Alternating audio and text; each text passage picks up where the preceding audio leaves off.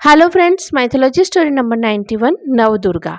तो पिछली स्टोरी से कंटिन्यू करते हैं कि जो महिषासुर था उसने पूरी पृथ्वी पर अपना अधिकार प्राप्त कर लिया था और महिषासुर पूरी पृथ्वी का राजा बन चुका था। साथ ही रक्तबीज जो था वो पूरे स्वर्गलोक पर अपना अधिकार प्राप्त कर चुका था। तो सभी देवी देवता मिल करके कैलाश पर्वत पे भगवान शिव और देवी पार्वती के सामने प्रकट हुए और उनसे महिषासुर का अंत करने का रिक्वेस्ट करने लगे। मतलब मैं ये सिंपल लैंग्वेज में कहा जाए तो एक इमरजेंसी मीटिंग हुई सभी देवी देवताओं की, और जिसमें ये डिस्कशन हुआ कि महिषासुर का अंत कैसे किया जाए। अब देखिए, महिषासुर ने ब्रह्मदेव से जो वरदान प्राप्त किया था कि उसकी मृत्यु किसी स्त्री या कन्या के हाथों ही हो सकती है, तो इसलिए भगवान शिव या कोई भी देवता इस महिषासुर का अंत नहीं कर सकते थे। और महिषासुर का अंत करने के लिए अब जो देवी आदि शक्ति है, देवी पार्वती है, उन्हें ही महिषासुर से युद्ध करना पड़ेगा। तो सभी देवी देवता का यही कहना था कि अब देवी पार्वती को ही सभी की रक्षा करनी पड़ेगी। अब जब ये डिस्कशन चल ही रहा था तभी देवी पृथ्वी है वो प्रकट हुई और उन्होंने सबके सामने देवी पार्वती से कहा कि अगर महिषासुर का अंत करने के लिए देवी ने महिषासुर का के साथ युद्ध किया तो उससे पृथ्वी का अंत ज़रूर हो सकता है, क्योंकि जो देवी पार्वती है वो यूनिवर्स की कॉस्मिक एनर्जी है। और कॉस्मिक एनर्जी जो है वो अगर अपने फुल फॉर्म में असुरों का, राक्षसों का अंत करेंगी तो पृथ्वी पर जो है काफ़ी ज़्यादा प्रलय हो जाएगा और जो पृथ्वी है वो हो सकता है अपना वायुमंडल भी ख़त्म कर दे। क्योंकि जो देवी पार्वती है, अगर उन्होंने पृथ्वी पे राक्षसों का अंत किया तो पृथ्वी पर ऐसा इफेक्ट पड़ेगा जैसे हजारों न्यूक्लियर बॉम्ब फट चुके हैं, जिस वजह से पृथ्वी का वायुमंडल पूरी तरीके से डैमेज हो सकता है और इस वजह से जो मनुष्य है वो जीवित नहीं बचेंगे। वैसे भी महिषासुर और उसके राक्षसों ने बहुत सारे मनुष्यों को खा चुके थे और इस समय मनुष्यों की पॉपुलेशन पृथ्वी पे बहुत ज़्यादा कम थी और जो जितने भी मनुष्य जिंदा बचे थे वो बहुत ही कहीं गुफाओं में, कहीं सुरंगों में छुपे हुए थे। और अगर कोई मनुष्य गलती से भी किसी राक्षस को दिख जाता था तो वो उसे खा जाया करते थे। तो देवी पृथ्वी ने देवी पार्वती से कहा कि आप इस बारे में भी विचार कीजिएगा। तब जो मंगल ग्रह थे, जो पृथ्वी के पुत्र थे, वो सामने आए और उन्होंने कहा कि जो देवी पार्वती है वो अगर किसी तरह राक्षसों को मंगल ग्रह पर लेके जाए और वहाँ पर वो उनके साथ युद्ध करे तो इससे पृथ्वी का विनाश बच सकता है। और क्योंकि जो मंगल है वो युद्ध के देवता है और वो नवग्रह है, नवग्रहों में शामिल है, तो मंगल ग्रह पे देवी पार्वती ने राक्षसों का विनाश करना चाहिए। अब देखिए, हम मंगल ग्रह की बात करते हैं तो जैसे आज के समय में मंगल ग्रह की स्थिति है जहाँ पर कोई वायुमंडल नहीं है और जहाँ पर कोई भी मतलब लिक्विड रूप में जल वगैरह, लिक्विड रूप में पानी वगैरह कुछ भी एग्जिस्ट नहीं करता है, वो एक वीरान और बंजर ग्रह है। लेकिन आज से लाखों साल पहले मंगल ग्रह पर भी अपना एक वायुमंडल था। मंगल ग्रह पर जो है पानी जो है वो लिक्विड फॉर्म में था, वहाँ पर पेड़ पौधे थे, समुद्र थे, नदियाँ थी और बिल्कुल वो पृथ्वी के समान ही दिखाई देता था।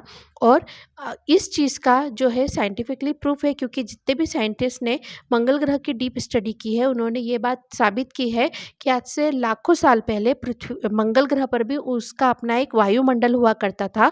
और सबसे इम्पोर्टेंट बात, वहाँ पर भी पृथ्वी के ही समान जो है लिक्विड फॉर्म में पानी हुआ करता था और पेड़ पौधे भी हुआ करते थे और ये सब प्रूफ हो चुका है।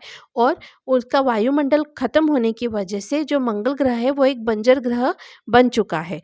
तो ये सारी बातें साइंटिफिकली भी प्रूफ है।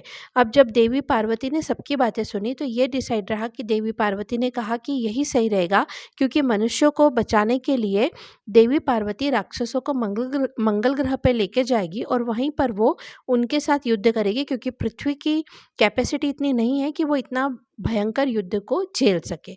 अब जो है देवी पार्वती ने महिषासुर का अंत करने के लिए अपना जो है रूप चेंज किया। वो देवी पार्वती जो है वो शिव की पत्नी है, गणेश, कार्तिकेय और अशोक सुंदरी की माता है। लेकिन इस समय उन्होंने अपना जो है ना शादी से पहले का जो एक कुंवारी लड़की का रूप था वो रूप धारण किया और भगवान शिव ने उन्हें अपना त्रिशूल दिया और साथ ही कैलाश मानसरोवर पे स्थित एक कमल का फूल जो था वो उन्हें दिया। और जो नंदी थे वो बैल के रूप में आए और उन्होंने रिक्वेस्ट की कि वो उन्हें अपना वाहन के रूप में चूज़ करें। और इस प्रकार से देवी पार्वती तैयार होकर के एक कुँवारी कन्या के रूप में नंदी पे सवार होकर के हिमालय पर्वत पर गई और एक ऊँची पहाड़ी पर एक चट्टान पे बैठ कर के वो बाँसुरी बजाने लगी। अब वो जो बाँसुरी बजा रही थी उसकी धुन इतनी मधुर थी कि वो बहुत दूर-दूर तक उसकी धुन फैल रही थी। और ये जो धुन थी वो महिषासुर ने भी सुनी और इतनी मधुर बाँसुरी की धुन सुन कर के जो महिषासुर है वो बहुत प्रसन्न हो गए।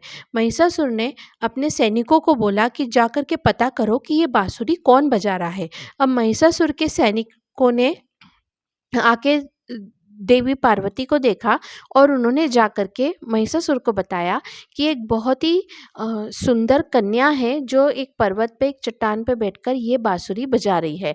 तो महिषासुर जो है वो देवी पर अट्रैक्टिव हो गए और महिषासुर ने सोचा कि वो उस देवी से विवाह करेंगे। इसलिए महिषासुर ने अपने मंत्री और सेनापतियों को बोला कि आप है ना बहुत सारे गिफ्ट लेकर के उस कन्या के पास जाओ और उनसे कहो कि पृथ्वी के जो राजा हैं महिषासुर वो उनसे विवाह करना चाहते हैं और विवाह का प्रस्ताव भेजो। अब जो है मंत्री और सेनापतियों जो थे वो काफ़ी सारे गिफ्ट लेकर के देवी के पास गए और उन्होंने उस देवी से उनका परिचय पूछा। तो देवी पार्वती ने कहा कि मैं पर्वतों के राजा हिमालय की पुत्री हूँ और मेरा नाम शैलपुत्री है। तो ये जो है देवी शैलपुत्री ये नवदुर्गा में देवी का प्रथम रूप है, देवी शैलपुत्री। तो उन्होंने जो उसके महिषासुर के मंत्री और सेनापतियों ने महिषासुर का विवाह प्रस्ताव उनके सामने रखा। तो देवी शैलपुत्री ने कहा कि उन्हें महिषासुर से विवाह करने में कोई प्रॉब्लम नहीं है, लेकिन उनकी एक शर्त है। वो चाहती हैं कि वो जो सबसे परमवीर योद्धा हैं वो केवल उन्हीं के साथ विवाह करना चाहती है। तो क्या तुम्हारे राजा परमवीर योद्धा हैं? तो सब लोग महिषासुर की तारीफ़ करने लगे कि वो तो बहुत बलवान है, बहुत शक्तिशाली योद्धा है, वो तो बहुत वीर है और आप उनसे विवाह कर सकती हैं। तब देवी शैलपुत्री ने कहा कि आप तो उनके मंत्री और सेनापति हो, आप तो उनकी तारीफ़ करोगे ही, पर मैं कैसे विश्वास कर लूँ कि वो सबसे वीर योद्धा है? तो उन लोगों ने पूछा कि फिर आप कैसे विश्वास करेंगी हमारी बात का? तो देवी शैलपुत्री ने कहा कि आप एक काम करो, महिषासुर को मैं अपनी युद्ध की चुनौती देती हूँ कि अगर वो वाक़ई में एक परमवीर योद्धा हैं, तो वो आएँ और मुझसे युद्ध करें और अगर उन्होंने मुझे हरा दिया, तो मैं उनसे विवाह कर लूँगी। अब जो है ये मैसेज लेकर के मंत्री और सेनापति महिषासुर के पास गए। महिषासुर को सारी मैसेज बताया। अब जो उनके दैत्यों के गुरु थे शुक्राचार्य, वो तो सारी स्टोरी समझ चुके थे। तो दैत्य गुरु शुक्राचार्य ने उन्हें इस पर महिषासुर को क्लियरली बोला कि ये जो है देवी शैलपुत्री ये असल में देवी पार्वती है जो शिव की पत्नी है और ये विवाह वगैरह ये कुछ भी नहीं होने वाला है, क्योंकि जो देवी पार्वती है वो तुम्हारा अंत करने के लिए आई है और देवी पार्वती या देवी शैलपुत्री बहुत पावरफुल है। वो जो है देवी आदिशक्ति है और वो तुम्हारा अंत कर देगी। इसलिए उनके किसी भी प्रलोभन में, किसी भी चुनौती को एक्सेप्ट मत करो और उनकी तरफ बिल्कुल ध्यान मत दो और अपने राज्य को सँभालो। अब जो महिषासुर है उसके मन में महादेव भगवान शिव के लिए भी काफ़ी नफ़रत थी, क्योंकि महिषासुर का ऐसा सोचना था कि भगवान शिव ने उनके पिता रंभ की जानबूझ करके प्रोटेक्शन नहीं की और उनकी वजह से ही उनके पिता की मृत्यु हुई और उसी वजह से उनकी माता की भी मृत्यु हो गई। तो महिषासुर ने शुक्राचार्य से कहा कि अगर वो देवी पार्वती भी है तो भी मेरे लिए अच्छा है, क्योंकि अब जो है मेरे पास बदला लेने का टाइम आ गया है। मैं भगवान शिव से भी अपने माता पिता की मृत्यु का बदला लूँगा और मैं देवी को हराऊँगा और वो हराने के बाद में मैं जो है उनसे विवाह करूँगा, जिससे कि भगवान शिव से मेरा बदला हो जाएगा। तो महिषासुर जो है वो तो हथियार लेकर के युद्ध करने जाने लगे। तब उनके मंत्री ने समझाया कि आप तो राजा हैं, आप पहले ही अटेम्प्ट में राजा को युद्ध करने जाना सही नहीं है। इसके लिए जो है हम अपने जो सेनापति है और हमारे जो पूरी सेना है, जो हमारी पूरी आर्मी है, हम उसे भेजते हैं। वो ही उस देवी को हरा करके जो बोलते हैं ना बंदी बना करके घर ले आएँगे, तो आपको वहाँ जाने की कोई ज़रूरत नहीं है। तो इस प्रकार से जो है महिषासुर ने अपनी सेना की एक टुकड़ी सेनापति के साथ में देवी शैलपुत्री के साथ युद्ध करने के लिए भेजी। तो देवी शैलपुत्री ने कहा कि वो पृथ्वी पे युद्ध नहीं करेगी, वो मंगल ग्रह पे जाके युद्ध करेगी, और इसलिए चलो यहाँ से हम युद्ध करते हैं और युद्ध करके ही हम फैसला करेंगे। अब जो है सारी के सारी जो राक्षसों की सेना और शैलपुत्री जो है वो दूसरे ग्रह पे पहुंची, मंगल ग्रह पे पहुंची, और वहाँ पे देवी शैलपुत्री ने युद्ध शुरू किया। अब जो है देवी शैलपुत्री वो तो ऑब्वियसली इतनी ज़्यादा पावरफुल है देवी है कि उसे एक राक्षस तो हरा नहीं सकते, इसलिए देवी शैलपुत्री ने उन पूरी सेना का और सेनापति का अंत कर दिया। अब ये जो युद्ध था, देखिए यहाँ पे एक टाइम डिल्यूशन है कि जैसे पृथ्वी है, पृथ्वी पे 24 घंटे का एक दिन होता है और 365 दिनों का एक साल होता है। तो और जो मंगल ग्रह है, मंगल ग्रह पे जो है वो एक साल की जो टाइम पीरियड है वो 365 दिन नहीं है, उससे भी कहीं ज़्यादा है। तो यहाँ पर हम कैलकुलेशन करेंगे पृथ्वी पे जो टाइम पीरियड है उसके अकॉर्डिंग। तो पृथ्वी पे जो 365 दिनों में जो एक साल होता है, तो देवी शैलपुत्री ने उन राक्षसों की सेना से कम 100 सालों तक युद्ध किया। तो 100 साल कंप्लीट मतलब पृथ्वी पे 100 साल बीत गए, तब तक उनका उस मंगल ग्रह पर युद्ध चलता रहा, और इस प्रकार से जो देवी शैलपुत्री ने इतने सारे राक्षसों का अंत किया। तो यहाँ पर हम बात करते हैं, जैसे हम नौ दुर्गा की जब पूजा करते हैं तो 9 दिनों तक 9 अलग-अलग देवियों की जो है पूजा करते हैं। तो ये जो 9 अलग-अलग देवियाँ थी, इन्होंने कम से कम एक-एक देवी ने 100 सालों तक युद्ध किया था, तब जा कर के वो इतने सारे राक्षसों का अंत कर पाई थी। क्योंकि ये राक्षसों की क्वांटिटी बहुत ज़्यादा थी, मतलब ये अरबों की क्वांटिटी में राक्षस हुआ करते थे, और वो सभी राक्षस बहुत ज़्यादा पावरफुल होते थे, जिस वजह से देवी को इतने 100-100 सालों तक युद्ध करना पड़ा।